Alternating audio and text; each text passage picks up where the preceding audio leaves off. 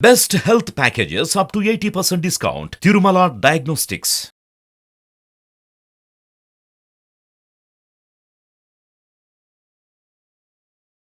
నమస్తే సురేష్ గారు. నమస్కారం అండి ఉషా గారు. 2024కు సంబంధించి వృశ్చిక రాశి వారికి అసలు ఏ విధంగా ఉండబోతుంది అంటారు? ఏ విషయాల్లో ఖచ్చితంగా జాగ్రత్తలు వహించాలి అంటారు? సో మనం 2024 సంవత్సరానికి సంబంధించి వర్షఫలాలు చెప్పుకుంటున్నామండి. సో ఈ వర్షఫలాన్ని తెలుసుకోవడం ప్రతి ఒక్కళ్ళ బాధ్యత, చాలా ఇంపార్టెంట్ అండి. నేను ఎప్పుడు చెప్తుంటాను, ప్రతి ఇంట్లో ఒక వేదిక వాస్తు, ఒక వేదిక ఆస్ట్రాలజర్, ఒక వాస్తు పండిట్ ఉండాలి అని చెప్పేసి. అట్లీస్ట్ ఇంట్లో ఒకళ్ళన్నీ అందరూ తెలుసుకోనండి, వేరే వాళ్ళకి గైడ్ చేస్తూ ఉండాలండి. తర్వాత ఈ 2024 వర్షఫలాలు చాలా ఇంపార్టెంట్, ప్రత్యేకించి వృశ్చిక రాశి వాళ్ళకి చాలా చాలా ఇంపార్టెంట్ అని చెప్పుకోవాలి. రెండోది వచ్చేటప్పటికి నెక్స్ట్ ఇది తెలుసుకోవటం లేవుతుంటే మన లైఫ్ని చాలా ప్లాన్ చేసుకోవచ్చండి. సో ఏమేమి అన్సర్టనిటీస్ ఉన్నాయి, ఏమేమి ఫేవరబుల్గా లేవు, వాటిని బట్టి మనం ప్లాన్ చేసుకోవడానికి చాలా ఈజీగా ఉంటుంది. ఇయర్లీ ప్లానింగ్ అంటారు చూడండి, వర్ష ప్లానింగ్ లాగా ఇది కూడా మన పర్సనల్ లైఫ్కి సంబంధించి ఒక ప్లానింగ్ చేసుకోవడం చాలా యూజ్ అవుతుంది అనమాట. అంతేకాకుండా ఈ వర్ష ఫలాలు నేచర్ కూడా ఉంటుందండి, మన ఇతరులు చెప్పుకోవటం కాదు. జనరల్గా మనం ఏం చెప్తారంటే అండి, ప్రకృతి కూడా ఉంటుంది. తర్వాత పంచభూతాలు ఉంటాయి, దేవుళ్ళు సూక్ష్మ రూపంలో ఉండి వర్ష ఫలాలు కూడా వింటారని చెప్పేసి మనకు చెప్తూ ఉంటారండి. సో ఇప్పుడు వచ్చేటప్పటికి ఈ 2024కి సంబంధించి వృశ్చిక రాశి వాళ్ళు ఎలా ఉంది అంటే ఒక్క సెంటెన్స్లో చెప్పండి అని అడిగితే ఎవరో కామెంట్ పెట్టారు, అందుకని చెప్తున్నారు 10 minutes వీడియో ఎందుకండి మాకు. వీళ్ళకి మల్టిపుల్ ఆపర్చునిటీస్, ప్రోగ్రెస్ అంతే. ఇంకా వినే ఓపిక లేని వాళ్ళకి సో మనకి డీటెయిల్స్గా చూసుకుందాం, మహర్షులు ఏం చెప్పారు, ఎలా ఉంది ఏంటి అని చెప్పేసి. విశాఖ ఈ నక్షత్రం వాళ్ళకి విశాఖ నక్షత్రం 4వ పాదం, తర్వాత జ్యేష్ఠ 1, 2, 3 పాదాలు, అనురాధ 1, 2, 3, 4 పాదాలకు సంబంధించిన నక్షత్రంలో ఉన్న వాళ్ళు మొత్తం ఏమవుతుందంటే వృశ్చిక రాశి కింద వస్తారండి. ఇవి కాకుండా పేరు బలం ప్రకారం కనుక చూసుకుంటే వాళ్ళ పేరు కనుక తో, నా, నీ, ను, నే, నో, యా, ఈ, యు, మోరార్లెస్ ఈ సౌండ్తో ఉన్న పేర్లు, కొంచెం అటు ఇటుగా ఉన్న అక్షరాలైనా సరే, ఈవెన్ ఇంగ్లీష్లో కనుక టీ కానీ యూతో కనుక ఉన్నా కానీ, ఎంతో కనుక ఉన్నా కానీ వాళ్ళంతా వృశ్చిక రాశి కింద వస్తారని మనం చెప్పుకోవచ్చు అనమాట. ఎవరైతే పుట్టినప్పుడు వృశ్చికంలో చంద్రుడు ఉంటారో వాళ్ళు మొత్తాన్ని వృశ్చిక రాశి కిందే వస్తారని బ్లైండ్గా కూడా మనం అనుకోవచ్చు అనమాట. కొంతమంది నక్షత్రాలు తెలగపోవచ్చు, పాదాలు తెలగపోవచ్చు, కానీ వాళ్ళ హారోస్కోప్లో గురించి చూసుకుంటే ఇది ఉంటే కానీ తెలిసిపోతుంది అనమాట. సో వీళ్ళకి మూన్ వచ్చేటప్పుడు చంద్రుడు వాళ్ళ వృశ్చిక రాశిలో ఉండటం వల్ల, అప్పుడు పుట్టడం వాళ్ళకి ఏమవుతుందంటే కొన్ని మంచి లక్షణాలు వాళ్ళకి పుట్టుకతోనే వచ్చేస్తాయి అని చెప్పాలన్నమాట. ఆ లక్షణాలు ఏమని చెప్తారంటే కీటస్థే శిశిని ప్రమత్త హృదయో రోగీచ లబో ఆటనహ అని చెప్పేసి, లుబో ఆటనహ అని చెప్పేసి మన సాంస్క్రిట్లో ఒక సెంటెన్స్ చెప్తారనమాట. దాని మీనింగ్ ఏమిటంటే వీళ్ళు చాలా అటెన్షన్, మనం ఏదైనా మాట్లాడుతున్నప్పుడు అటెన్షన్ పే చేయనట్టు ఉంటారండి, కానీ వాళ్ళు చాలా కీన్గా అటెన్షన్ చేసి మన ఇన్ఫర్మేషన్ అంతా తీసుకొని వాళ్ళు ఇంటర్ప్రైట్ చేస్తూ ఉంటారు, కానీ చూడటానికి మనకి అటెన్షన్ పే చేయలేదు అన్నట్లు ఉంటారనమాట. తర్వాత వచ్చేటప్పటికి రోగి అని చెప్తారు, అంటే వాళ్ళకి చాలా హెల్త్కి సెన్సిటివ్గా ఉంటారు అని చెప్పేసి చెప్తారనమాట. నెక్స్ట్ వచ్చేటప్పటికి మనకి దే వాంట్ మోర్ మనీ అనమాట. ఎర్నింగ్ మీద చాలా ఎక్కువ కాన్సన్ట్రేషన్ ఉంటుంది వాళ్ళ జీవితంలో అని చెప్పేసి. నెక్స్ట్ వచ్చేటప్పటికి ఆటనహ అని చెప్తారంటే లవ్ టు ట్రావెల్ అండి, వాళ్ళు ఇటు అటు మూవ్ అవుతూ, ఓకే. తర్వాత ట్రావెల్ బ్లాగ్స్ చేయటం కానీ ఇలాంటి వాళ్ళకి చాలా చాలా యూజ్ఫుల్ అవుతారు అనమాట అని చెప్పాలన్నమాట. ఒక నుంచి ఒక చోట ట్రాన్స్ఫార్మ్ అవటం, మూవ్ అవటం, కదలటం, ఇవన్నీ వాళ్ళకి బాగా బై డిఫాల్ట్ ఆ నక్షత్రంలో ఉన్న వాళ్ళు చేస్తూ, ఈ రాశిలో ఉన్న వాళ్ళు చేస్తూ ఉంటారండి. తర్వాత చెప్పి వీళ్ళకి 2024కి సంబంధించి గ్రహస్థితి అంటారు కదా, ప్లానటరీ పొజిషన్ ఎలా ఉంది మనం చూద్దామండి. ఫస్ట్ వచ్చేప్పుడు వృశ్చిక రాశి వాళ్ళకి 4th హౌస్లో శని ఉన్నారండి. శని ఉండటం వల్ల ఎక్కువ నష్టం చేయరని చెప్పాలన్నమాట. అంటే ఏదో ఇంట్లోకి సంబంధించిన కొన్ని కలహాలు అవి చేయటం తప్పగా కానీ, కెరీర్ వైజ్ కానీ, మనీ వైజ్గా కానీ ఎలాంటి హాని శని చేయడం అని చెప్తారండి. సో మనకి వచ్చేటప్పటికి వృశ్చిక రాశిలో రాహు వచ్చేటప్పటికి 5th హౌస్లో ఉండటం ఒకటి. సో గురువు వచ్చేటప్పటికి 6th హౌస్ నుంచి 7th హౌస్కి మారుతూ ఉండటం అనమాట. అక్కడ నుంచి మే నుంచి వాళ్ళకి చాలా ఫేవరబుల్గా ఉందని చెప్పుకోవాలన్నమాట. వీటన్నిటికంటే ముందు వచ్చేటప్పటికి 11th హౌస్లో కేతు ఉండటం వల్ల అది కూడా వాళ్ళకి చాలా యోగ్యాన్ని ఇస్తుందని చెప్పుకోవాలన్నమాట. అంటే ఓవరాల్గా మనం చూసుకుంటే ప్లానెట్ కాంబినేషన్ హెల్త్ బాగా హెల్తీగా, ఒక బ్యాలెన్స్డ్గా ఉంది అని చెప్పుకోవాలన్నమాట. అందుకని బిగినింగ్లో చెప్పేసాను చాలా ఆపర్చునిటీస్, చాలా ప్రోగ్రెసివ్గా ఉంటుంది అని. తర్వాత వచ్చేటప్పటికి నెక్స్ట్ మనకి శాస్త్రాల్లో మహర్షులు ఈ ప్లానటరీ కాంబినేషన్ గురించి మన గ్రంథాల్లో ఏం చెప్పారో చూద్దాము. శని 4th హౌస్లో ఉండటం వల్ల ఏమవుతుందంటే వాతం, శూలం, మనోక్లేశ, భయం, స్వస్థాన హాని కృత్, ప్రసూతి దేహం పీడాంచ సూర్యపుత్ర చతుర్దగత అని చెప్పేసి మనకు ఒక శ్లోకంలో చెప్పేశారు. దీనివల్ల ఏమవుతుందంటేనండి వాళ్ళకి వాతానికి సంబంధించిన వ్యాధులు, గ్యాస్ట్రో ఇంటెస్టినల్ ప్రాబ్లమ్స్, తర్వాత అనవసరమైన మెంటల్ టెన్షన్స్ అండి.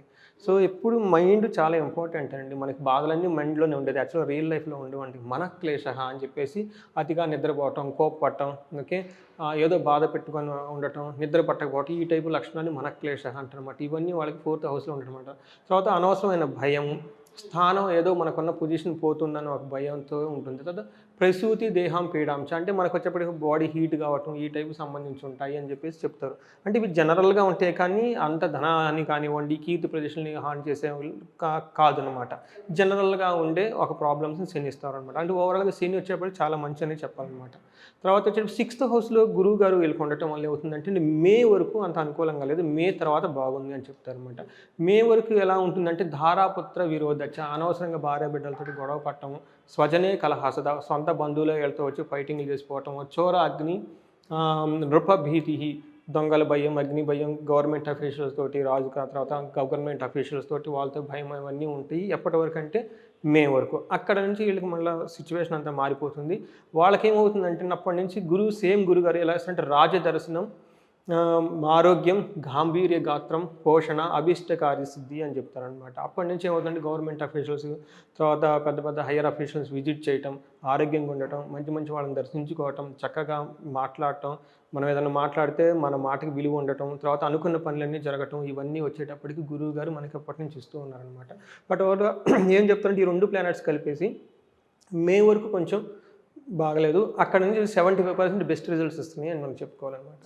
తర్వాత మనకి రాహు వచ్చేటప్పటికి 5th హౌస్లో ఉండటం వల్ల వీళ్ళకి ధన వ్యయము, కలహము, కష్టాలు అని చెప్తారనమాట. కానీ కేతు వచ్చేటప్పుడు ఇక్కడ చాలా రివర్స్లో మంచి రిజల్ట్స్ ఇస్తూ ఉంటారు అనమాట. వాళ్ళ కేతు ఏం చేస్తుంటారంటే అండి, ధనధాన్య లాభాన్ని ఇస్తారు, సౌఖ్యాన్ని ఇస్తారు, ధైర్యాన్ని ఇస్తారు, గౌరవాన్ని ఇస్తారు, సన్మానము, ధైర్యము, సంతోషం. యాక్చువల్గా రాహు చేసే డ్యామేజ్ కంటే మన కేతు ఇచ్చేది ఇక్కడ ఎక్కువ ఉందన్నమాట. ఓవరాల్గా చూసుకుంటే ఏమవుతుందంటే అండి, ఈ 4 ప్లానెట్స్లో మనకు చాలా బాగుంది అని మనకు బ్యాలెన్స్డ్గా హెల్తీగా ఉందని చెప్పుకోవాలి. నెక్స్ట్ కెరియర్ చూసుకుంటేనండి, వీళ్ళకి ఒక వర్డ్లో చెప్పాలంటే చాలా స్థిరంగా, స్టేబిలిటీగా ఉంటుంది వీళ్ళ కెరియర్. 2 హైఫై ప్రమోషన్స్ రావు, అలా అని వీళ్ళకి వచ్చేటప్పటికి ఉన్న పొజిషన్ పోయేసి అలా కూడా ఏం లేదు. అంటే ఒక కూల్, హ్యాపీగా, స్మూత్గా కెరీర్ వెళ్ళిపోతుందని చెప్పుకోవాలి.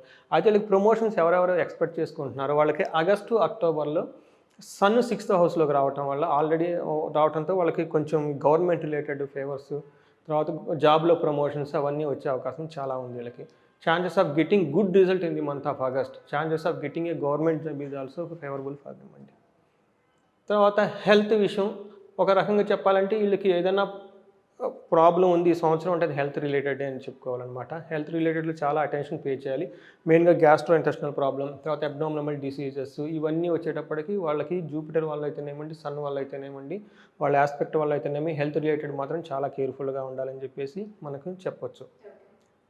నెక్స్ట్ మనకి ఫ్యామిలీ రిలేషన్షిప్స్ వచ్చేటప్పటికి ఒక రకంగా యావరేజ్గా ఉందని చెప్పాలన్నమాట. అది మే వరకు, మే తర్వాత ఇంకా బాగుంటుంది అనమాట. వాళ్ళకి వచ్చేటప్పటికి బిజీగా ఉన్న వాళ్ళకి వర్క్లో బిజీగా ఉండటంతో ఫ్యామిలీని నెగ్లెక్ట్ చేసే అవకాశం ఎక్కువ ఉందని చెప్పాలన్నమాట. ఎందుకంటే స్టేబుల్గా జాబ్ ఉంటుంది, ప్రమోషన్స్ అవి రావు, దాని మీద ఎక్కువ వర్క్ చేయాల్సి వచ్చినప్పుడు ఏమవుతుందంటే అండి, దే మే నెగ్లెక్ట్ ఫ్యామిలీ. ఆ నెగ్లెక్ట్ ఎవరి చేతిలో ఉంది, అది మీ చేతిలో ఉంది కాబట్టి మీరు బ్యాలెన్స్డ్గా ఫ్యామిలీ లైఫ్ని కూడా ప్లాన్ చేసుకోవాలి. మదర్ రిలేటెడ్ ఇష్యూస్ ఏమైనా అంతకుముందు కనుక ఉంటే అవి తగ్గిపోతాయి, అదొక హ్యాపీ న్యూస్ అనమాట. తర్వాత సిబ్లింగ్స్తో వచ్చేటప్పటికి మీ సిబ్లింగ్స్కి మీ హెల్ప్ కావాల్సి ఉంటుంది కాబట్టి మీరు చాలా అటెన్షన్ వాళ్ళ మీద పే చేసి వాళ్ళకి ఏమైనా అవసరం ఉంటే వాళ్ళకి వెళ్ళేసి మీరు హెల్ప్ చేయండి. నెక్స్ట్ వచ్చేటప్పటికి మార్చి, ఆగస్టులో వచ్చేటప్పటికి ఫాదర్ రిలేటెడ్ ప్రాబ్లమ్స్ ఇండికేట్ చేస్తున్నాయి కాబట్టి జాగ్రత్తగా కేర్ఫుల్గా ఉండండి. నెక్స్ట్ వచ్చేటప్పటికి ఆగస్టు తర్వాత ఫ్యామిలీ మొత్తం హ్యాపీగా ఉంటారు, ఎవరికి ఏ ప్రాబ్లం లేకుండా ఏం లేకుండా అని చెప్పేసి చెప్పాలన్నమాట. నెక్స్ట్ మనీ, మనకి మోస్ట్ ఇంట్రెస్టింగ్ పాయింట్ ఏమంటే మనీ ఈజ్ ఒక సెంటెన్స్లో చెప్పాలంటే ఫైనాన్షియల్లీ గుడ్ అంటే ఫైనాన్షియల్లీ గుడ్, ఇంక వేరే ఏమీ లేదు.